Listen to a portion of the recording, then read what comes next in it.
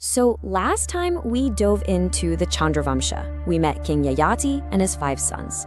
Today, we're going to follow the moon's light down a path of defiance and, well, incredible destiny, shining right through the proud lineage of the eldest son, Yadu. And it all comes down to this one really powerful idea: how a single choice that cost a kingdom didn't actually end a royal line. Nope. Instead, it set it on a course to produce some of the most important figures in the entire epic history. Okay, so let's go back to that scene. Picture it. The great King Yayati is suddenly slammed with the sage's curse of premature old age. He turns to his 5 sons with this desperate, almost unthinkable request. One of you has to give me your youth. And this, right here, is the moment everything changes. Yadu, the guy who's next in line for the throne, says no. He valued his own life, his own future, and for that act of defiance, he was totally bypassed. The throne went to Puru, the youngest son, who actually agreed to the deal. So Yadu's line was now on its own, cut off from the main kingdom, but also free to forge its own path. So Yadu goes on and has 5 sons of his own. But really, history, it pivots on just 2 of them: Sahasrajit and Kroshta. And their descendants?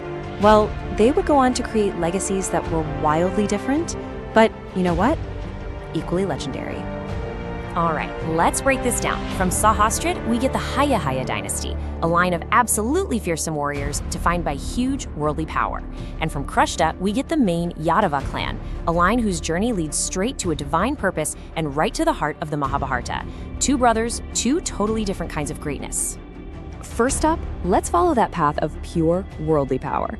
The Haihaya line, coming down from Sahasrajit, became famous for its military strength.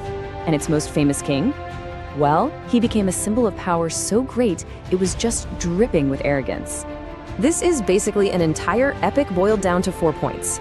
Kartavirya Arjuna was a true legend.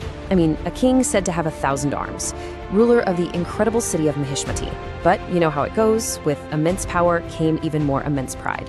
He unjustly stole the divine wish-granting cow, Kamadinu, from a sage's ashram. And that single act of hubris, it provoked the sage's son, the warrior avatar Parashurama, whose vengeance was just absolute. The mighty king was defeated, and his power was completely shattered. So the whole story ends up being this massive lesson for the entire Haihaya branch, a timeless moral that's just woven right into the fabric of the Chandravansha. That unchecked power, I don't care how great it is, will always, always face a reckoning. Okay, so that whole Haihaya line kind of serves as a cautionary tale, right? So let's pivot. Let's go back to the other brother's lineage, the one from Kroshta.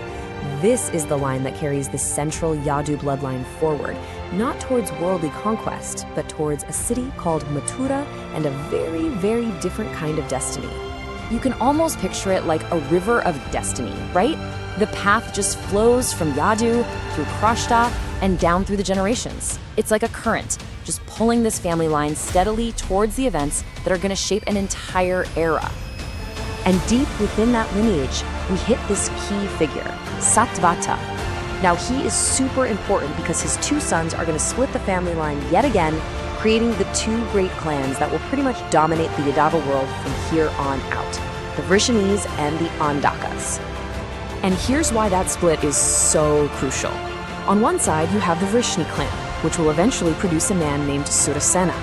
On the other side, the Andhaka clan, which gives us King Ugrasena and his son Kamsa. These 2 families are about to get tangled up in Mathura, and things are going to get dangerous. And now, here we are. We've arrived at the culmination. After generations of kings, warriors, and sages, the Yadu lineage, the one denied the central throne, is about to produce the 2 figures who will connect it directly to the heart of the Mahabharata. So who's the direct link? It's this guy, Surasena, a descendant of Vrishni. His name might not ring as many bells as his children's will, but he's the father who brings these 2 epic destinies into the world. And here they are. I mean, just look at this. Surasena's son is Vasudeva, the father of Sri Krishna. His daughter is Pritha, who the world will come to know as Kunti, the mother of the Pandava heroes. From a single disinherited line, we now have the divine guide of the Mahabharata and the mother of its main heroes. It's just incredible. From here, the story just picks up speed like crazy. Vasudeva marries Devaki, a princess from the other big Yadava clan. But then, this chilling prophecy is declared. Their child is going to be the one to bring an end to her tyrannical cousin, King Kamsa. This prophecy leads to their imprisonment. But as we all know, you can't chain destiny. And in that very prison, Krishna is born, a divine light in the darkness. At the same time, Vasudeva's sister, Kunti, is making this other crucial connection. She marries King Pandu, who's from the Puru line. Remember them? The very lineage that got the throne Yadu lost? She becomes the mother to the great Pandava heroes, Yudhishthira, Bhima, and Arjuna. All of a sudden, Yadu's blood is right back at the absolute center of the coming conflict. It's amazing when you think about it. It all started with a simple no, a refusal to sacrifice his youth. And from that single act of defiance, a lineage was born, one that, while it never ruled from the main throne of Hastinapura, ended up producing the divine force and the maternal love that would guide the entire epic. Which leaves us with this incredible question, doesn't it? Was Yadu's lineage actually cursed with exile, or was it blessed with a totally different, maybe even greater destiny? A destiny that unfolded not in palaces of power, but in the hearts of gods and heroes.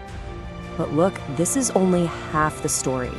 Join us next time because we're going all the way back to that fateful choice, and we're going to follow the other path, the lineage of Puru, which became the Kuru Dynasty. We'll follow its road all the way to the great battlefield of Kurukshetra. The Moon's story is far, far from over.